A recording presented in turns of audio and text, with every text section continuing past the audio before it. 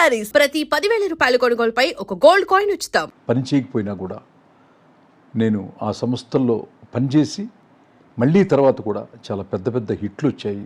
Industry చాలా హ్యాపీగాను ఉందన్నమాట. అబద్ధం ఆడను ఆడబోను అన్నది నా క్యారెక్టర్. అద్భుతం, దట్స్ ఆల్. అద్భుతం. ఇంద్రా సినిమా మీదే, దానికంటే ముందు రిలీజ్ అయిన నరసింహనాయుడు కథ మీదే. నరసింహనాయుడు కథ చూసిన తర్వాత ఆ సినిమాని జనాలు యాక్సెప్ట్ చేశారు. Block buster hit, super duper hit. Cut చేస్తే ఇంద్రా సినిమా. ఈ రెండు సినిమాలు సీన్ టు సీన్ కంపేర్ చేస్తే చిన్నకృష్ణ గారు ఒకటేలా ఉంది కదా అని అనిపిస్తే, ఇంద్రా సినిమా తీసేటప్పుడు మీకు ఆ భావన కలగలేదా? అనిపిస్తే అన్న దగ్గర ప్రశ్న ఉంది. రెండు సినిమాలకి 1% కూడా పోలిక లేదు అన్నది రచయితగా నా అభిప్రాయం. దాన్ని డీకోడ్ చేసి చెప్తాను. ఏంటంటే నరసింహనాయుడు సినిమా ఒక ఊర్లో, ఒక గ్రామంలో ఒక దైవానికి జరిగినటువంటి ఒక అవమానం. భగవంతుణ్ణి అవమానిస్తాడు ఒక దుర్మార్గుడు. ఒక ఊరేగింపు వెళ్తుంటే ఆ ఉత్సవ విగ్రహాన్ని అందరూ దండం పెట్టుకుంటూ ఇంట్లో నుంచి, వీధుల్లో నుంచి బయటకు వచ్చి ఆ ఊరేగింపులో పాల్గొని తిరుగుతూ ఉంటున్నప్పుడు ఒక దుర్మార్గుడు, ఒక చెడ్డవాడు, ఆ గ్రామంలో ఉన్నటువంటి ధనవంతుడు, ఫ్యాక్షనిస్టు వాళ్ళ భార్యలందరూ బయటికి వెళ్తుంటే ఆ ఉత్సవ విగ్రహాన్ని లోపల తీసుకురమ్మనంటారు అంటాడు. భగవంతుడినే తన కాళ్ళ దగ్గరికి రమ్మంటాడు. ఊరు ప్రజలు వద్దంటారు. కానీ ఆ యొక్క టెంపుల్ని నిర్వహించే బాధ్యతలు కె విశ్వనాథ్ గారు ఒక పెద్ద పాత్ర అనమాట. ఆయన మాత్రం గొడవద్దు అని చెప్పని తీసుకుని లోపలికి వస్తాడు, అవమానపరుస్తాడు. సో దీని నుంచి ఈ అరాచకాన్ని, భగవంతుడినే తన కాళ్ళ దగ్గరికి తీసుకొచ్చినటువంటి ఇట్లాంటి నీచుడు, నికృష్టుడు, దుర్మార్గుడు ఉన్న ఈ ప్రాంతాన్ని, వాడి వైలెన్స్ని అరకట్టాలంటే ఇంటికి ఒకడు సాక్రిఫైస్ చేయాలి. పుట్టలేదనుకోండి, వాడి మీద గొడవ ఎందుకు వెళ్తారు? అసలు పుట్టలేదనుకోండి, సరిపోతుంది. అంటే ఇంటికి ఒకడు ఎవరు వస్తారయ్యా అంటే ప్రతి ఇంటి నుంచి ఒక్కొక్క బిడ్డని సాక్రిఫైస్ చేసి ఒక సైన్యంలా తయారు చేసి ఆ సైన్యంతో వాడిని ఎట్లా ఎదుర్కొన్నాడు, అతని ఫ్యామిలీ ఇష్యూస్ ఏంటి, వాళ్ళ అన్నదమ్ములు ఏంటి అన్నది ఒక అద్భుతమైనటువంటి ఒక కంటెంట్ అది. సో మీరు ఇంద్రా టాపిక్ వస్తే ఇది ఒక గ్రామ సమస్య, దేవుడికి జరిగిన అవమానం సమస్య. కానీ ఇంద్రా దగ్గరికి వచ్చేప్పటికీ ఒక రాయలసీమ టెరిటరీ మొత్తానికి కూడా వాటర్ లేదు, నీళ్లు లేవు. నీళ్లు లేకపోతే పంటలు పండవు, పంటలు పండకపోతే ప్రతి దానికి కరువు వస్తుంది. ఈ కరువు నుంచి వైలెన్స్ పుడుతుంది. అందుకే అట్లా ఉంటారని నాకంటే ముందు ఫ్యాక్షన్ కథలు చాలామంది చెప్పారు. దుర్మార్గాలు చెప్పారు, అన్యాయాలు చెప్పారు, కొట్లాట్లు చెప్పారు, కక్షలు చెప్పారు, చాలా చెప్పారు. కానీ ఇందిరా సినిమాలో, ఇందిరా కథలో నేను చెప్పింది ఏంటంటే, ఒక ప్రాంతం సస్యశ్యామలంగా ఉండాలి అంటే ఒక డ్యామ్ కట్టాలి. ఆ డ్యామ్కి ఒక స్థలం కావాలి. ఇప్పుడు పోలవరం ప్రాజెక్టు కంప్లీట్ అయిపోతే ఏం జరుగుతుందో ఈ విశ్వానికే తెలుసు. అట్లా ఒక డ్యామ్ కంప్లీట్ అయితే కనుక ఆ ప్రాంతం సస్యశ్యామలంగా ఉంటుంది. ఆ సస్యశ్యామలంగా ఉంటే ప్రజలు సంతోషంగా ఉంటారు, ఆనందంగా ఉంటారు.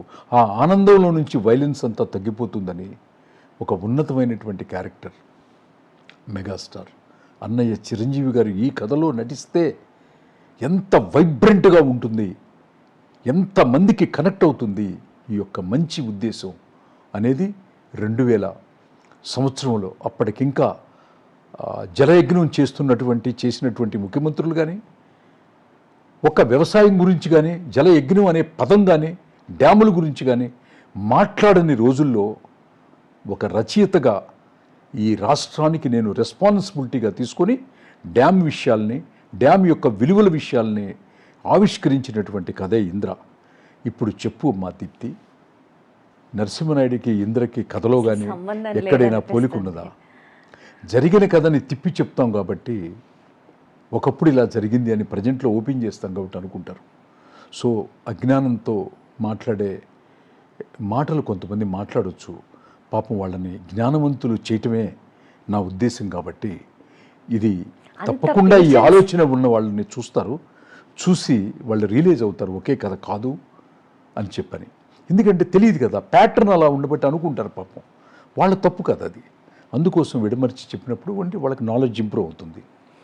అది ఇంద్రా సినిమా తర్వాత అసలు back to back block buster సినిమాలు ఇచ్చిన మీకు నెక్స్ట్ ఏ హీరోకి రాస్తారా కథ అని అనుకుంటే, అప్పుడు ఇండస్ట్రీకి కొత్తగా పరిచయం అవుతున్నటువంటి అల్లు అర్జున్ గారికి మీరు కథ ఎందుకు రాయాల్సి వచ్చింది? అల్లు అర్జున్ గారికి మొట్టమొదటి సినిమా కథ రాసే అవకాశం నాకు రావటం అనేది నేను చాలా అదృష్టంగా భావిస్తాను. ఎందుకంటే ఒక ఎస్టాబ్లిష్ అయినటువంటి హీరోతో వర్క్ చేయటము, అప్పుడే స్క్రీన్కి పరిచయం అవుతున్న హీరోని మనం కథ రాయటం అనేది, మీరు చూస్తూ ఉంటారు పెద్ద హీరోల సినిమాలు, నందమూరి బాలకృష్ణ గారి కానివ్వండి, చిరంజీవి గారి కానివ్వండి, రజనీకాంత్ గారి కానివ్వండి, మీకు యావరేజ్ అయినా కూడా డబ్బు ఒక 60% వచ్చేస్తుంది. ఫ్లాప్ అయితే మినిమం 40% వస్తుంది. సో జీరో ఉండదు. కానీ ఒక కొత్త హీరోని పోర్ట్రేట్ చేయటం అంటే అది పూర్తిగా కథ బాగుంటేనే చూస్తారు, లేకపోతే చూడరు.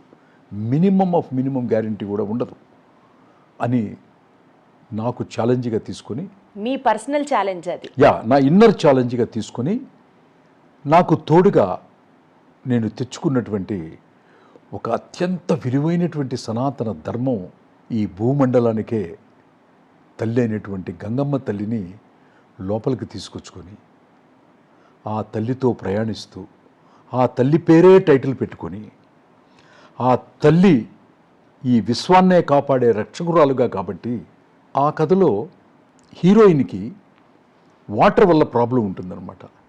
సో వాటర్కి అధిపతి, గొప్పది, పవిత్రమైనది అని మనం మాట్లాడుకునేది గంగమ్మ తల్లి అయినప్పుడు, ఆ గంగమ్మ తల్లి ప్రాణాలు తీయదు, ప్రాణాలు పోస్తుంది, ప్రాణాలని నిలబెడుతుంది, మనుషుల్ని కాపాడుతుంది. మనుషుల్నే కాదు, యావత్ ప్రపంచాన్ని కాదు, ఈ భూమండలాన్నే కాపాడేదే ఆ గంగమ్మ తల్లి అని చెప్పినటువంటి ఆ కథ, ఆ గంగా తీర్థాన్ని ప్రతి థియేటర్లోకి తీసుకెళ్ళి ఇవ్వటానికి సహకరించినటువంటి నిర్మాత శ్రీ అల్లు అరవింద్ గారు, శ్రీ అశ్విని దత్ గారు, దాన్ని దర్శకత్వం వహించినటువంటి రాఘవేంద్రరావు గారు, నిజంగా దాంట్లో నటించినటువంటి ముఖ్యంగా అల్లు అర్జున్ గారు అద్భుతమైనటువంటి పెర్ఫార్మెన్స్తో తన తొలి చిత్రం అది అవ్వటం నాకు భాగ్యంగాను, నాకు వరంగాను, నాకు అన్నిటికంటే ముఖ్యంగా ఏంటంటే గంగమ్మ తల్లిని ఆంధ్రప్రదేశ్కి తీసుకొచ్చి థియేటర్కి తీసుకొచ్చావన్న సాటిస్ఫాక్షన్. అల్లు అర్జున్ మొట్టమొదటి సినిమా అప్పట్లో థియేటర్లో అందరికీ కూడా మొదటి రోజున ఆ గంగమ్మ తల్లి తీర్థాన్ని కూడా మీరు ఇచ్చారు కూడా తీసుకురావటం అనేది ఈ జన్మకి నాకు ఉండే తీపి జ్ఞాపకాల్లో చాలా ముఖ్యమైనటువంటి జ్ఞాపకం అది. అల్లు అర్జున్ హీరోగా ఇంట్రొడ్యూస్ చేయటం అన్నది ఇది. ఇప్పుడు మీరు ఎవరి పేర్లు అయితే ప్రస్తావించారో ఒక్కొక్కళ్ళుగా వాళ్ళ గురించి మాట్లాడుకుంటూ, సినిమా పరంగా చూస్తే మీదేమో ఫుల్ మాస్, రాఘవేంద్రరావు గారిది దర్శకత్వంలో ఆయనకంటూ ఒక విభిన్నమైన శైలి ఆయనకుంది. ఈ మాస్ యాటిట్యూడ్ ఇన్ ద ఫిల్మ్ని ఆయన ఏ స్టైల్లో అడాప్ట్ చేసుకొని, గంగోత్రి చూస్తే తిరిగి మళ్ళీ ఇప్పుడు మీరు చెప్పినట్లుగా ఒక సాఫీగా, ఒక క్లాస్గా, ఒక హాయిగా వెళ్ళిపోయే ఒక కథ, డెఫినెట్లీ చాలా ఎమోషన్స్ దాని చుట్టూరా తిరిగినాయి. అంటే మీ స్టైల్ని ఆయన స్టైల్లో ఎలా అడాప్ట్ చేసుకొని సినిమా బయటకు వచ్చింది? ఒక్క మాటలో అడగాలంటే మీకు రాఘవేంద్రరావు గారికి ఉన్న ఆ చైన్ రిలేషన్ గురించి తెలుసుకోవాలనుకుంటున్నాం. అన్నిటికంటే ప్రధానంగా రాఘవేంద్రరావు గారు మా చిన్న వయసులో మేము చదువుకునేటప్పటి దగ్గర నుంచి కూడా ఆయన చాలా పెద్ద మాస్ డైరెక్టర్. ఆయన క్రియేట్ చేసిన చరిత్రలు ఒక పెద్ద పుస్తకం రాయొచ్చు. అట్లాంటి రాఘవేంద్రరావు గారు నన్ను 3 హీరోలతో కలిపి ఒక కథ రాయమని అడిగారు. యాక్చువల్గా అది మాట్లాడుకుంటూ పోతే చాలా టైం పడుతుంది. సో ఇప్పుడు గంగోత్రి వరకు చెప్పేస్తాను. అంత పెద్ద డైరెక్టరు తన 100వ సినిమాని పెండింగ్ పెట్టుకున్నారు. తన 100వ సినిమా చేయాలి. ఆయన నాతో ఏమన్నారంటే, తమిళ్లో ఒక డైరెక్టర్ గారి పేరు చెప్పారు, కేరళలో ఒక డైరెక్టర్ గారి పేరు చెప్పారు, వాళ్ళు కూడా 100వ సినిమా చేసిన వాళ్ళు. తెలుగులోనూ ఒక డైరెక్టర్ గారి పేరు చెప్పారు, 100వ సినిమా డైరెక్టర్లు చేసిన వాళ్ళు. సో వాళ్ళవి సరిగా ఆడలేదు చిన్ని కృష్ణ, చాలా పెద్ద ఫ్లాప్ అయినాయి. సో నాకు భయంగా ఉంది నా 100వ సినిమా, నాకు చాలా నర్వస్గా ఉంది అని 3 హీరోలతో కథ చేయమని నన్ను అడిగారు. శ్రీ చిరంజీవి గారు, శ్రీ వెంకటేష్ గారు, శ్రీ నాగార్జున గారు. చేసి చెప్పాను ఆయనకి. ఆ టైటిలే త్రివేణి సంగమం. అక్కడ కూడా మన సనాతన ధర్మం ఇప్పుడు మళ్ళీ కుంభమేళ జరిగిన ప్లేస్. 22 సంవత్సరాల క్రితం రాఘవేంద్రరావు గారు నాకు ఒక పెద్ద డబ్బు అడ్వాన్స్ ఇచ్చి ఈ మహాకుంభ గురించి ఆ రోజుల్లో నేను రాసినటువంటి కథే త్రివేణి సంగమం. చాలా బాగా నచ్చింది డైరెక్టర్ గారికి. అద్భుతం. 3 హీరోలు కలయిక, ఇండివిజువల్ క్యారెక్టరైజేషన్స్, వాళ్ళ 3 కలిసిన తర్వాత చేయబోయే పని అన్నీ చాలా బాగా నచ్చినాయి. అది ఎందుకో మిస్ఫైర్ అయింది. సో మిస్ఫైర్ అయినంత మాత్రాన ఆయన ఏమన్నారంటే నాతో, పర్వాలేదు చిన్ని కృష్ణ, నువ్వు నిమ్మకాయ మీద కథ రాయి, నేను తీసేస్తాను, నువ్వు దేని మీదైనా రాయి, నేను తీస్తాను అన్నారు.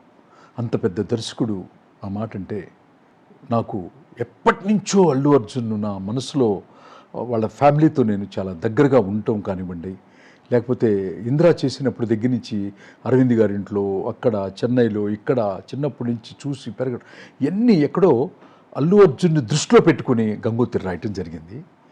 కథ ఓకే అయిపోయి చెప్పిన తర్వాత హీరోని నేనే రివీల్ చేసి నేనే డైరెక్టర్ గారికి నా కూతురు పల్లవి నాయుడు పుట్టినరోజు తాజ్ బంజారా హోటల్లో గ్రాండియర్గా సెలబ్రేట్ చేసి అక్కడ చిరంజీవి గారు, బాలకృష్ణ గారు, ప్రకాష్ రాజ్ గారు, పరచూరి బ్రదర్స్, అశ్విని దత్ గారు, అల్లు అరవింద్ గారు అందరి సమక్షంలో ఆ హోటల్లో కింద నా రూమ్లో అల్లు అర్జున్ని 414లో పెట్టి ఎవరు హీరో అన్న క్యూరియాసిటీని బ్రేక్ చేసిన రోజు.